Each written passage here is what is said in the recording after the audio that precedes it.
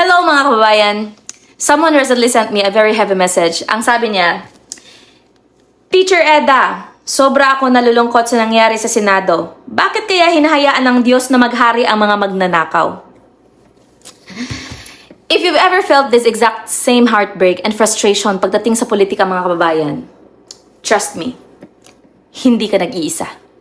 Let's look at this honestly through a biblical lens, okay?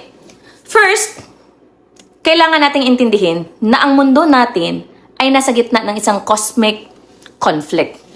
Isang malaking digmaan sa pagitan ng kabutihan at kasamaan. At sa loob ng digmaang ito mga kababayan, binigyan ng Diyos ang tao ng tunay na free will o kalayaang pumili. At unfortunately mga kababayan, kasama doon ang choice ng tao na mang-abuso ng kapangyarihan at magnakaw.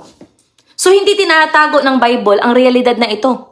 Kasi sabi nga sa Ecclesiastes chapter 5 verse 8, it says there, If thou seest the oppression of the poor, kung makita mo man na pinahihirapan ang mahihirap at walang katarungan, and violent perverting of judgment and justice in a province, marvel not at the matter.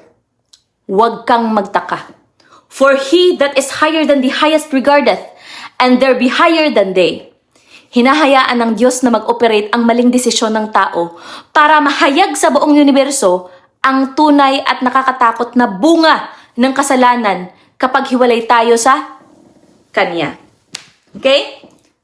Pangalawa, tandaan natin na ang Diyos ang may huling say kung sino ang uupo mga kababayan.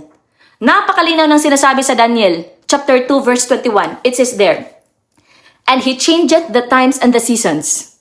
Siya ang nagpapabago ng panahon. He removeth kings and setteth up kings. Siya ang nag-aalis ng mga hari at siya rin ang naglalagay ng mga hari. He giveth wisdom unto the wise and knowledge to them that know understanding. So na yun ang ibig sabihin yan mga kababayan. Ibig sabihin, ang Diyos ang nagsiset at nagpapalit ng mga pinuno. At tandaan natin na kapag ang isang leader mga kababayan ay nasa posisyon, hindi ibig sabihin na approved si God sa karakter niya. Sa Biblia mga kababayan, madalas nating makita na hinahayaan ng Diyos na maupo ang mga tiwaling pinuno para sa kanyang malaking plano o propetiko na layunin na hindi natin agad nakikita. At ginamit nga ng Diyos si Farao sa Egypt at ang Babylon noon para sa takbo ng kasaysayan. At ayon din sa Proverbs chapter 21 verse 1 mga kababayan, it says there, The king's heart is in the hand of the Lord. As the rivers of water, He turneth it whithersoever He will. No? So ang puso ng hari, ang ibig sabihin doon, ang puso ng hari ay parang agos ng tubig sa kamay ng Panginoon. At itinutuon niya ito kahit saan niya gustuhin. So God can steer even the most broken systems to fulfill His grand design mga kababayan. Walang leader ang pwedeng lumampas sa hangganang itinakda ng Diyos. At pangatlo, ito yung pinakamahalagang katotohanan mga kababayan. Walang korap na politiko ang makakatakas sa hustisya ng Diyos. Napaka-temporaryo lang ng kapangyarihan sa mundo mga kababayan. In Psalm chapter 2, winarningan ng Diyos ang mga pinuno ng lupa na maglingkod sa Kanya nang may takot at panginginig.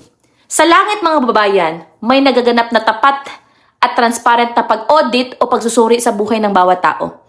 Sabi sa Ecclesiastes chapter 12 verse 14, it says there, For God shall bring every work into judgment, sapagkat dadalhin ng Diyos ang bawat gawa sa paghuhukom, and keep His commandments, for this is the whole duty of men.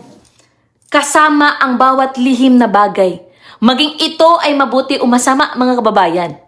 So, pwede silang mag-enjoy sa luxury at immunity ngayon.